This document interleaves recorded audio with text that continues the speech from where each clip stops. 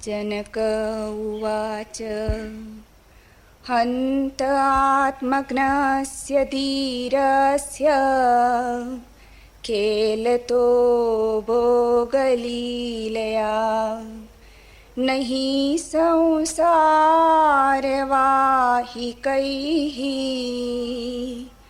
मूढैः सह समानता। पहला सूत्र, जनक ने कहा हंत, भोग लीला के साथ खेलते हुए आत्मज्ञानी धीर पुरुष की बराबरी संसार को सिर पर ढोने वाले मूढ़ पुरुषों के साथ ही कदापि नहीं हो सकती। पहला शब्द है हंत। उसमें सारी श्रद्धा उंडेल थी। हंत बड़ा प्यारा शब्द है। जैनों में उसका पूरा रूप है अरिहंत, बौद्धों में उसका रूप है अरहत, हिंदू संक्षिप्त हंत का उपयोग करते हैं। हंत का, अरिहंत का, अरहत का अर्थ होता है जिसने अपने शत्रुओं पर विजय पा ली। काम, क्रोध, लोभ, मोह, भोग, त्याग, इहलोक परलोक, जिसने अपने समस्त आकांक्षाओं पर विजय पा ली, जो निस्कांक्षा को उपलब्ध हुआ है, वही है अरिहंत। सूत्र की उद्घोषणा करते हैं जनक, अष्टावक्र को अरिहंत कहकर, परम श्रद्धा से। इससे बड़ा शब्द नहीं है भाषा में। अरिहंत का अर्थ होता है भगवान। अरिहंत का अर्थ होता है आखिरी चैतन्य की दशा, जिसके पार फिर कुछ भी नहीं। जो जो हटाना था हटा दिया, जो जो गिराना था गिरा दिया, जो जो मिटाना था मिटा दिया, जो जो जीतना था जीत लिया। अब कुछ भी नहीं बचा, शुद्ध चैतन्य का सागर रह गया। वैसी दशा का नाम है अरिहंत। हंता का अर्थ है जिसने अपने को पोंछ डाला, मिटा डाला, जिसने अपने हाथ से अपने अहंकार को घोंट दिया, गला घोंट दिया। फिर बचते हैं हम असीम की भांति, अनंत की भांति, शाश्वत सनातन की भांति। ठीक किया जनक ने उत्तर देने में जो पहला शब्द उपयोग किया, उसमें सब कह दिया। उसमें सब कह दिया कि आप मुझे धोखा न दे पाएंगे, आप मुझे नाराज न कर पाएंगे। कितनी ही परीक्षा लो मेरी, क्षण भर को भी मैं नहीं भूलूंगा कि तुम पहुंच गए हो।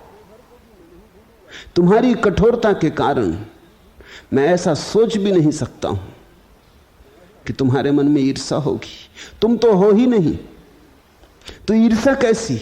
तुम तो हो ही नहीं तो अहंकार कैसा? तुम तो हो ही नहीं तो कठोरता कैसी? इसलिए पहला हंत शब्द उपयोग किया, उस हंत में सब कह दिया। बात तो वहीं खत्म हो गई। शेष सूत्र तो फिर व्याख्या है। शेष सूत्रों में तो इसी बात को फैला के कहा। हंत, हंतात्मक, अज्ञस्य धीरस्य खेलतो भोग लीलिया, नहीं संसार वाही कई मूढ़ई सह समानता। हे हंत, भोग लीला के साथ खेलते हुए आत्मज्ञानी धीर पुरुष की बराबरी संसार को सिर पर ढोने वाले मूढ़ पुरुषों के साथ ही कदापि नहीं हो सकती। और परीक्षा को व्यक्तिगत रूप से ना लिया। उत्तर देखते हैं, उत्तर में यह नहीं कहा कि आप मेरी बराबरी अज्ञानियों से कर रहे हैं, मुझको तो बीच में लाए ही नहीं, मैं को तो उठाया ही नहीं, मैं का कोई संबंध ना बांधा। उत्तर बिल्कुल निर्वैयक्तिक है। कहा कि भोग लीला के साथ खेलते हुए आत्मज्ञानी धीर पुरुष की बराबरी संसार को सिर पर ढोने वाले मूढ़ पुरुषों के साथ ही कदापि नहीं हो सकती। दोनों संसार में खड़े हैं, अज्ञानी भी खड़ा है, ज्ञानी भी खड़ा है, दोनों बाजार में खड़े, लेकिन दोनों के खड़े होने के ढंग में फर्क है। दोनों का स्थान भला एक हो, दोनों की स्थिति अलग है। अज्ञानी तो सिर पर ढो रहा है। ज्ञानी ने पोटली रथ पर उतार के रख दी। जनक कहते हैं ज्ञानी पुरुष भी रथ में बैठता, अज्ञानी भी रथ में बैठता। अज्ञानी पोटली सिर पर रखे रहता है, ज्ञानी पोटली नीचे उतार के रख देता है। संसार को सिर पर ढोने वाले मूढ़ पुरुषों के साथ ज्ञानी पुरुष की समानता कदापि नहीं की जा सकती। क्यों? भोग लीला के साथ खेलते हुए वो जो ज्ञानी पुरुष है उसके लिए तो सब लीला हो गया, सब खेल हो गया। वो तो इस जगत में खेल की तरह सम्मिलित है। इस जगत में उसे कोई रस नहीं। इस जगत में पक्ष विपक्ष नहीं रहा उसके मन में, इच्छा अनिच्छा नहीं रही। वो तो सम्मिलित होता है प्रभु मर्जी से। वे सूत्र आगे आएंगे, लेकिन जगत उसे खेल हो गया। हंतात्म यस धीरस खेल तो भोग लीलिया। हे हंत, हे अरिहंत, खेलता है ज्ञानी तो भोगमयी लीला के साथ, ढोता नहीं। क्रीड़ा है जगत, कृत्य नहीं। अज्ञानी तो खेल भी खेलता है तो भी उलझ जाता, गंभीर हो जाता है। ज्ञानी कृत्य भी करता है तो भी उलझता नहीं, जागा रहता है, जानता रहता है कि मेरा स्वभाव तो सिर्फ साक्षी है। ऐसी अहिर्निश धुन बजती रहती कि मैं साक्षी हूं। ये मैं साक्षी का भाव पृष्ठभूमि में खड़ा रहता, सब होता रहता। जन्म होता, मृत्यु होती, हार होती, जीत होती, सम्मान अपमान होता, सब होता रहता। कभी महल कभी झोंपड़े, सब होता रहता। लेकिन भीतर बैठा ज्ञानी जानता रहता कि लीला है, खेल है, क्रीड़ा है। ज्ञानी अपने समस्त कामों को खेल बना लेता है और अज्ञानी खेल को भी काम बना लेता है। बस इतना ही फर्क है। ज्ञानी को कर्म भी अभिनय हो जाते हैं, अज्ञानी को अभिनय भी कर्म हो जाता है। वो अभिनय को भी गंभीरता से पकड़ लेता है। ज्ञानी जीवन में से कुछ भी नहीं पकड़ता, कुछ भी नहीं छोड़ता। पकड़ना छोड़ने का कोई सवाल नहीं। जो आ जाए, जो होता है होने देता है, सिर्फ देखता रहता। यत् पदं प्रेपसवो दिनाः शक्रादाः सर्वदेवता अहो तत्र स्थितो योगी न हर्षम् उपगच्छति। जिस पद की इच्छा करते हुए शक्र और दूसरे देवता दीन हो रहे हैं, उस पद पर स्थित हुआ भी योगी हर्ष को नहीं प्राप्त होता है। यही आश्चर्य है। वक्तव्य निर्वैयक्तिक है। यत् पदम प्रेप्सवो दीना सक्राधा सर्वदेवता। इंद्र इत्यादि देवता भी दीन होके मांग रहे हैं और मिल जाए, और मिल जाए, और मिल जाए। जिनके पास सब मिला हुआ मालूम पड़ता है वो भी मांग रहे हैं। मांग बंद होती नहीं, दीनता जाती नहीं, हीनता मिटती नहीं। कितने ही बड़े पद पर रहो, हीन बने ही रहते हो। और बड़ा पद मिल जाए, और थोड़ी शक्ति बढ़ जाए, और थोड़ा साम्राज्य विस्तीर्ण हो जाए, तिजोरी थोड़ी और बड़ी हो जाए, इसका कहीं कोई अंत नहीं आता। दीन दीन ही बना रहता है। जिस पद की इच्छा करते हुए शक्र और दूसरे देवता दीन हो रहे, अहो तत्र स्थितो योगी न हर्षम उपगच्छति। आश्चर्य हंत कि योगी वहां बैठा है उस परम अवस्था में जिसके लिए देवता भी दीन हो रहे हैं, और फिर भी हर्ष को प्राप्त नहीं होता। उसकी सारी दीनता खो गई। इसे समझना, जब तक तुम सुखी हो सकते हो तब तक तुम दुखी भी हो सकते हो। सुख दुख साथ साथ हैं रात दिन की भांति। तुम एक को ना बचा सकोगे। तुम ये ना कर सकोगे कि हर्ष तो बच जाए दुख हो जाए। तुम ये ना कर सकोगे दिन ही दिन बचें और रातें समाप्त हो जाएं। दिन बचाओगे रातें भी रहेंगी, सुख बचाओगे दुख भी रहेगा, जन्म बचाओगे मौत भी रहेगी, मित्र बचाओगे शत्रु भी रहेंगे।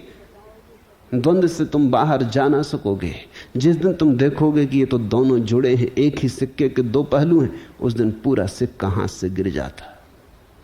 योगी उस पद पर बैठा है जिसकी बड़े बड़े देवता भी आकांक्षा कर रहे हैं, लेकिन फिर भी हर्ष को उपलब्ध नहीं होता है।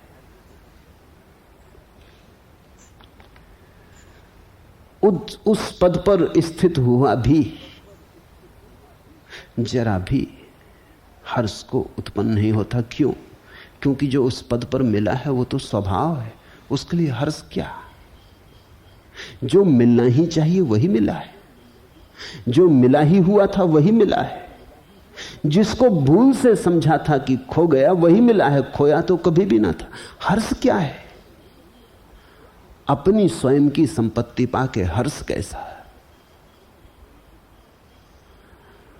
जनक कहते हैं आश्चर्य यही कि सब पाके भी हर्ष नहीं होता योगी को। हर्ष होता ही नहीं योगी को। तुम आनंद का अर्थ हर्ष मत समझना। हर्ष तो एक ज्वरग्रस्त दशा है।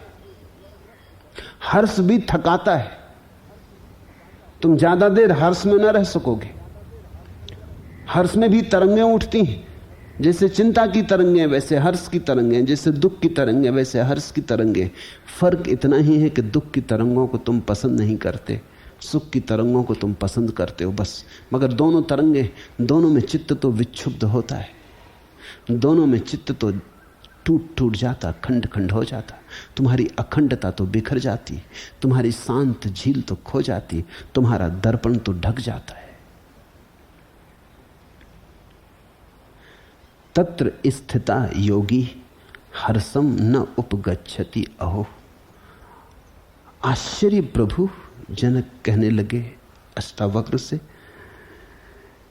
कि जिसे पाने के लिए सारा संसार दौड़ा जा रहा है, जन्मों जन्मों की यात्रा चल रही, अनंत की खोज चल रही, अनंत से चल रही, उसे पाकर भी, उस सिंहासन पर विराजमान होकर भी योगी में हर्ष का भी पता नहीं होता।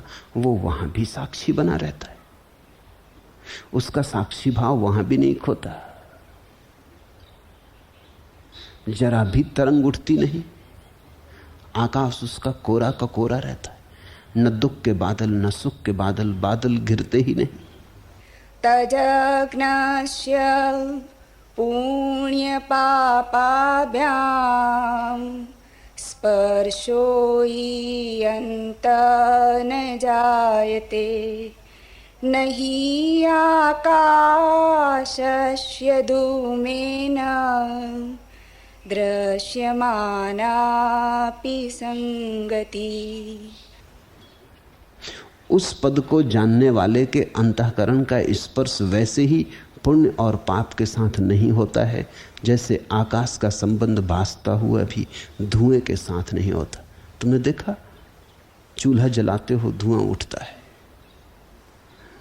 धुआं आकाश में फैलता है, लेकिन आकाश को गंदा नहीं कर पाता, न छूता।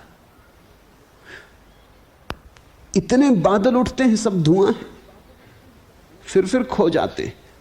कितनी बार बादल उठे और कितनी बार खो गए। आकाश तो जरा भी मलिन नहीं हुआ, न तो शुभ्र बादलों से स्वच्छ होता, न काले बादलों से मलिन होता। जनक कहते उस पद को जानने वाले का अंतःकरण ऐसे ही हो जाता है जैसे आकाश। तजज्ञस्य पुण्य पापाभ्याम स्पर्शो हैंतर्न जायते, न हयाकाश धूमेन दृश्य मानापि संगीता।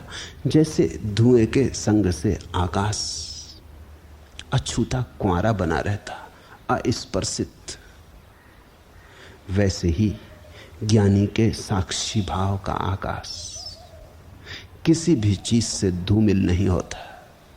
उसकी प्रभा, वो भीतर की ज्योति धूम रहित जलती। न महल उसे अमीर करते और न झोंपड़े उसे गरीब करते, न सिंहासनों पर बैठकर स्वर्ण उसे छूता, न मार्गों पर भिखारी की तरह भटक के दीनता उसे छूती।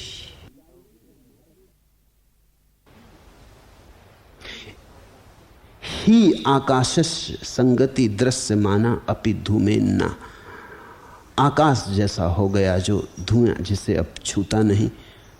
आत्मैवेदं जगत् सर्वं ज्ञातं येन महात्मना यदच्छया वर्तमानं तं निषेधुं क्षमेतक।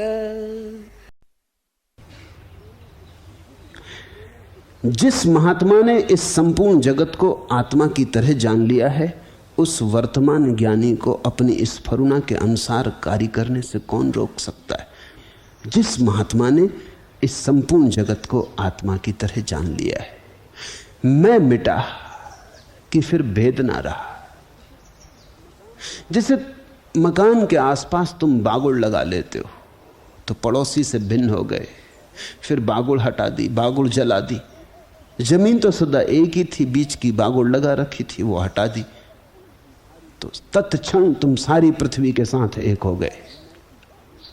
मैं की बागुड़ है, मैं की हमने एक सीमा खींच रखी अपने चारों तरफ, एक लक्ष्मण रेखा खींच रखी जिसके बाहर हम नहीं जाते और न हम किसी को भीतर घुसने देते। जिस दिन तुम इस लक्ष्मण रेखा को मिटा देते हो, न फिर कुछ बाहर है न कुछ फिर भीतर है, बाहर और भीतर एक हुए। बाहर भीतर हुआ, भीतर बाहर हुआ। तुमने मकान बना लिया है, ईंट की दीवारें उठा ली तो आकाश बाहर रह गया, कुछ आकाश भीतर रह गया। किसी दिन दीवारें तुमने गिरा दी तो फिर जो भीतर का आकाश है भीतर न कह सकोगे उसे, जो बाहर का उसे बाहर न कह सकोगे। बाहर और भीतर तो दीवाल के संदर्भ में सार्थक थे, अब दीवाल ही गिर गई तो बाहर क्या भीतर क्या, कैसे कहो बाहर कैसे कहो भीतर। दीवाल के गिरते ही बाहर भीतर भी गिर गया, एक ही बचा। जिस महात्मा ने इस संपूर्ण जगत को आत्मा की तरह जान लिया है, उस वर्तमान ज्ञानी को अपनी स्फुरना के अनुसार कार्य करने से कौन रोक सकता है। आत्मयि वेदम जगत सर्वम ज्ञातम एन महात्मना यदच्छया वर्तमानम तम निषेधु क्षमेत का। किसकी क्षमता है, कैसे कोई रोकेगा। जनक के सूत्र को बहुत गहराई में समझना। जनक का यही उत्तर है। जनक कह रहे हैं अब कौन रोके। जब मैं एक हो गया तो अब कौन रोके। जो हो रहा है हो रहा है, जो होगा होगा, अब रोकने वाला ना रहा। अब तो यदच्छया, अब तो भाग्य, अब तो विधि, अब तो परमात्मा या जो भी नाम दो, अब तो वो जो कराए होगा। अब तो अपने किए कुछ ना होगा, हम तो रहे नहीं, हम तो गए। तब तो जो होगा उसे देखेंगे। महल में रखवाएगा तो महल में रहेंगे, महल छीन लेगा तो महल को छीनता हुआ देखेंगे। जिस महात्मा ने इस संपूर्ण जगत को आत्मा की तरह जान लिया है, उस वर्तमान ज्ञानी को अपनी इस स्फुरना के अनुसार कार्य करने से कौन रोक सकता। कौन रोकेगा, कोई बचा नहीं। जनक ये कह रहे हैं कि मैं तो अब हूं नहीं। परीक्षा गुरुदेव आप किसकी लेते। जिसकी परीक्षा ली जा सकती थी वो जा चुका। आप मुझे ये भी नहीं कह सकते कि तू ऐसा क्यों करता है वैसा क्यों नहीं करता, क्योंकि अब नियंत्रण कौन करे। मैं तो रहा नहीं, अब तो जो होता है होता है। ये परम अवस्था की बात है, ये योग के भी पार जाने वाली बात है। ऐसी अवस्था में न तो कोई विधि रह जाती, न कोई निषेध रह जाता। जनक कहने लगे, आत्मई वेदम जगत सर्वम ज्ञातम एन महात्मा। जिन महात्माओं ने अपने को जगत के साथ एक समझ लिया, जान लिया, यदच्छया वर्तमानम तम निषेधु क्षमेत का। अब वो कैसे रोकें, क्या रोकें, क्या बदलें? बदलाहट की आकांक्षा भी अहंकार की ही आकांक्षा है, साधना भी अहंकार का ही आयोजन है, अनुष्ठान भी अहंकार की ही प्रक्रिया है। इसलिए तो जनक ने कहा कि आप ही तो कहे कि अधिष्ठान, अनुष्ठान, आधार, आश्रय सब बाधाएं हैं।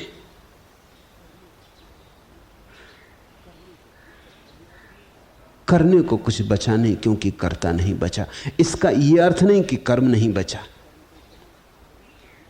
कर्म तो चलेगा, कर्म की तो अपनी धारा है। शरीर को भूख लगेगी, शरीर भोजन मांगेगा।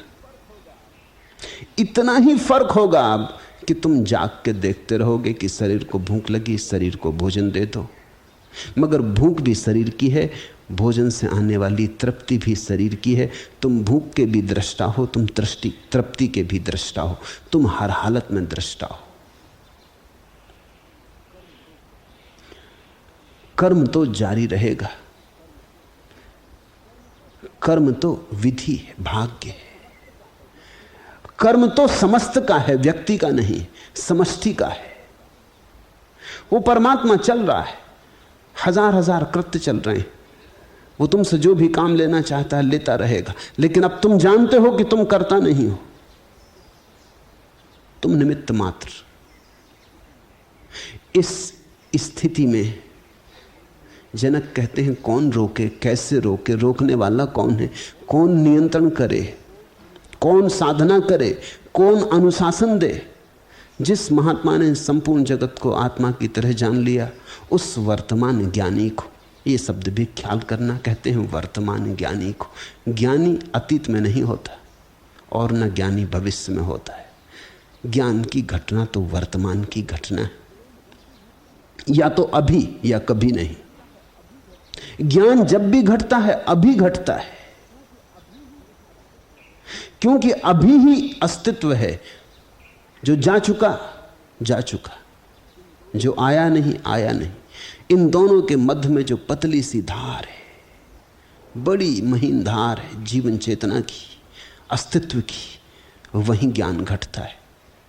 वर्तमान ज्ञानी को अपनी स्फुरना से जीना होता, स्वतः स्फुरना, वो सर्व से आती स्फुरना। उसके लिए हम पैदा नहीं करते, न हम नियंत्रण करते, न हम उसके जन्मदाता हैं, न हम उसके नियंत्रक हैं। वो स्फुरना आती, पक्षी गीत गा रहे, वृक्षों में फूल लग रहे,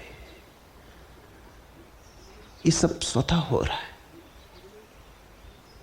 ये स्फुरना जागतिक है। वृक्षों को कोई अहंकार नहीं, वृक्ष ऐसा नहीं कहते कि हम फूल खिला रहे। ऐसी ही अवस्था फिर आ जाती है जब वर्तुल पूरा होता है और व्यक्ति बुद्धत्व को, अरिहंत तत्व को उपलब्ध होता है, तब फिर ऐसी दशा आ जाती। तुम बुद्ध से पूछो कि आप चल रहे, बुद्ध कहेंगे कि नहीं, मैं तो हूं ही नहीं, चलूंगा कैसे? वही चल रहा है जो सब में चल रहा है, जो फूल की तरह खिल रहा है, जो धार की नदी की तरह बह रहा है, जो पक्षी की तरह आकाश में उड़ रहा है, जो आकाश की तरह फैलता चला गया अनंत तक, वही चल रहा है। पूछो बुद्ध से, आप बोल रहे हैं? वो कहेंगे कि नहीं, वही बोल रहा है। हम तो बांस की पोंगरी कबीर ने कहा, वो जो गाता है उसे हम प्रकट कर देते, मार्ग दे देते, रुकावट नहीं डालते। हम तो निमित्त मात्र। वर्तमान ज्ञानी वर्तमान के क्षण में जिसका साक्षी जगा हुआ है, ये परम सूत्र है। स्फुरना से जीना, जो हो उसे होने देना, न शुभ अशुभ का निर्णय करना, तुम हो कौन, न पाप पुण्य का हिसाब रखना, जो होता रहे, जो होता जाए उसके साथ बहते चले जाना। आ ब्रह्मास्तंभ पर्यन्ते भूते ग्रामे चतुर्विधे विघ्नस्यैहि सामर्थ्यम् इच्छानिच्छा विवर्जते।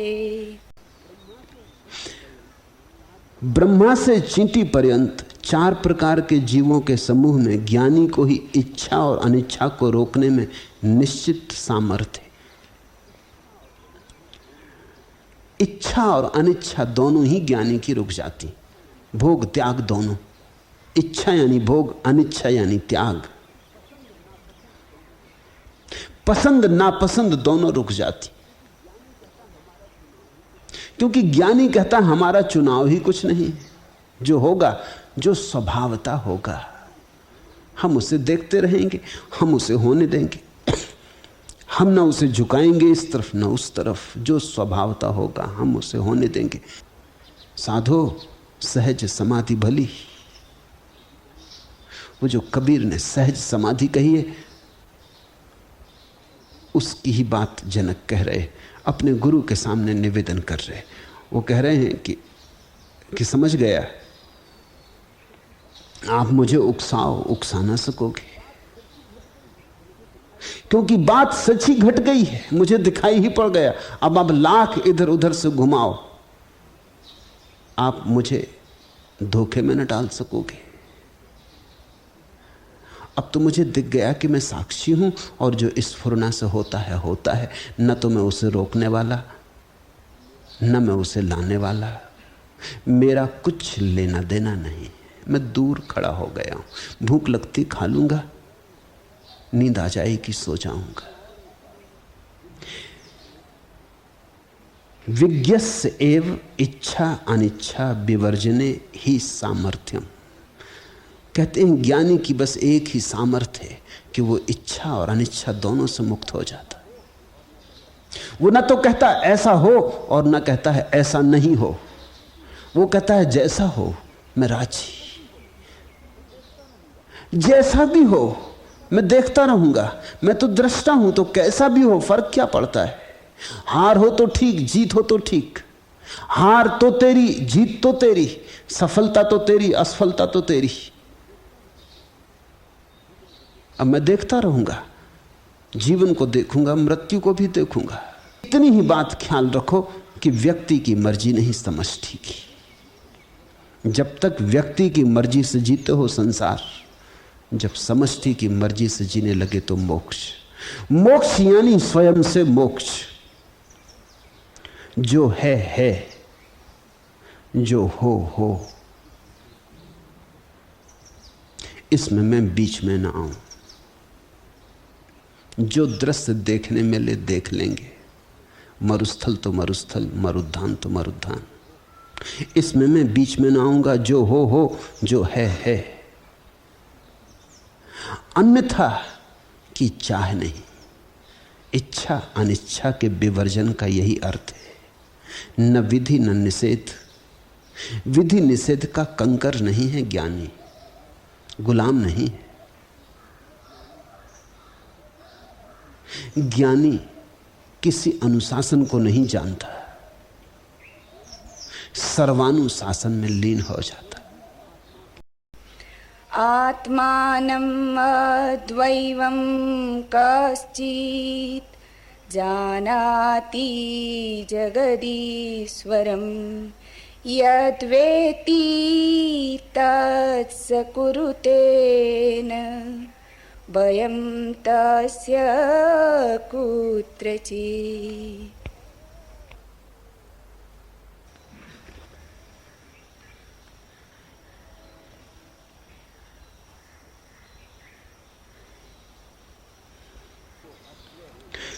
कोई भी आत्मा को अद्वय और जगदीश्वर रूप में जानता है, कोई ही कभी, विरला, आत्मा को अद्वय और जगदीश्वर रूप में जानता है वह जिसे करने योग्य मानता है उसे करता है, उसे कहीं भी भय नहीं है। आत्मानम अद्वयम कश्चित जानाति जगदीश्वरम यद्वेति तत् स कुरुते न भयम तत् कुत्रचित्। कोई ही कभी अद्वय और जगदीश्वर रूप को जानता है। जगदीश्वर रूप को जानने के लिए तुम्हें अपना रूप खोना पड़े, उतनी शर्त पूरी करनी पड़े, उतना सौदा है। तुम अगर चाहो कि अपने को भी बचा लूं और प्रभु को भी जान लूं तो यह असंभव है, यह नहीं हो सकता। या तो अपने को बचा लो तो प्रभु खो जाएगा, या अपने को खो दो तो प्रभु बच जाएगा। अब तुम्हारी मर्जी। और जो अपने को खो के प्रभु को बचा लेते हैं, तुम ये मत सोचना कि महंगा सौदा करते। महंगा सौदा तो तुम कर रहे हो, अपने को बचा के प्रभु को खो रहे हो। कंकड़ बचा लिया, हीरा खो दिया। जिनको तुम ज्ञानी कहते हो उन्होंने महंगा सौदा नहीं किया, वो बड़े होशियार हैं। उन्होंने कंकड़ छोड़ा और हीरा बचा लिया। तुम्हारे साथ सिवाय दुख और नरक के है ही क्या? तुम हो तो सिवाय पीड़ा और चिंता के है ही क्या? तुम तो एक कांटे हो छाती में चुभे अपनी ही। इसे बचा बचा के क्या करोगे? इसको जो समर्पण कर देता है वही कोई विरला। आत्मानम अद्वयम कश्चित जानाति जगदीश्वरम, वही कभी क्वचित कोई जान पाता प्रभु को। और जो उसे जान लेता, यद्वेति तत् सा कुरुते, फिर वो कुछ नहीं करता। फिर तो वह जिसे करने योग्य मानता, वह जिसमें तुमने अपने को समर्पित कर दिया, वह जिसे करने योग्य मानता है वही करता है। फिर उसकी अपनी कोई मर्जी नहीं रह जाती। यत् वेत्ति ता सा कुरुते, वह तो वही करता है जो प्रभु करवाता है। खूब जवाब दिया जनक ने, ठीक ठीक जवाब दिया। अष्टावक्र नाचे होंगे, हृदय में प्रफुल्लित हुए होंगे। इसी जवाब की तलाश थी, इसी उत्तर की खोज थी। तस् भयम कुत्रचित् न, और फिर ऐसे व्यक्ति को कहां भय? जिसने परमात्मा में अपने को छोड़ दिया उसे कहां भय? भय तो तभी तक है जब तक तुम लड़ रहे हो सर्व से, और भय स्वाभाविक है क्योंकि सर्व के साथ तुम जीत सकते ही नहीं। तो भय बिल्कुल स्वाभाविक है। मौत घटने ही वाली है, हार होने ही वाली है। तुम्हारी यात्रा पहले से ही पराजित है। सर्व से लड़के कौन कब जीतेगा? अंश अंशी से लड़के कैसे जीतेगा? तो भयभीत है, कपरा है। इससे छोटा सा बच्चा अपने बाप से लड़ रहा है, कैसे जीतेगा? फिर वही छोटा बच्चा अपना बाप का हाथ पकड़ लिया और बाप के साथ चल पड़ा, अब कैसे हारेगा? परमात्मा के साथ अपने को एक स्वर, एक लीन, एक तान में बांध देने पर फिर कैसा भय? तस् भयम कुत्रचित् न। शास्त्र कहते हैं ब्रह्मवित् ब्रह्मेव भवति, जो ब्रह्म को जानता वो स्वयं ब्रह्म हो जाता है। फिर कैसा भय? जानते ही वही हो जाता है जो हम जानते। तुमने क्षुद्र को जाना तो क्षुद्र हो गए, विराट को जाना तो विराट हो जाओगे। तुम्हारा जानना ही तुम्हारा होना हो जाता है। ब्रह्मवित् ब्रह्मेव भवति। और शास्त्र यह भी कहते तरति शोकम आत्मवित्, और जिसने स्वयं को जान लिया वो समस्त शोकों के पार हो जाता है। फिर उसे कोई भय नहीं, दुख नहीं, पीड़ा नहीं। सब दुख, सब पीड़ा, सब भय, सब नरक अहंकार केंद्रित है। अहंकार के बिना ये सब ऐसे ही बिखर जाता है जैसे ताश के पत्ते हवा के एक झोंके में गिर जाते। ज्ञान का जरा सा झोंका, साक्षी भाव की जरा सी हवा, और सब पत्ते बिखर जाते। जनक ने सीधा सीधा उत्तर नहीं दिया, सीधा सीधा उत्तर चाहा भी न गया था। जनक ने तो उत्तर भी बड़ा निर्वैयक्तिक दिया और दूर खड़े होकर दिया, जैसे कुछ परीक्षा उनकी नहीं हो रही। क्योंकि जब तुम्हें ख्याल हो जाए कि तुम्हारी परीक्षा हो रही तो तनाव हो जाता, तनाव हो जाता तो जनक परीक्षा में असफल हो जाते, बेचैन हो जाते बचाने को, सिद्ध करने को, तो गड़बड़ हो जाती। वो जरा भी बेचैन नहीं, जरा भी चिंता नहीं। वो दूर खड़े होकर ऐसे देख लिए जैसे परीक्षा किसी और की हो रही, जैसे जनक को कुछ लेना देना नहीं।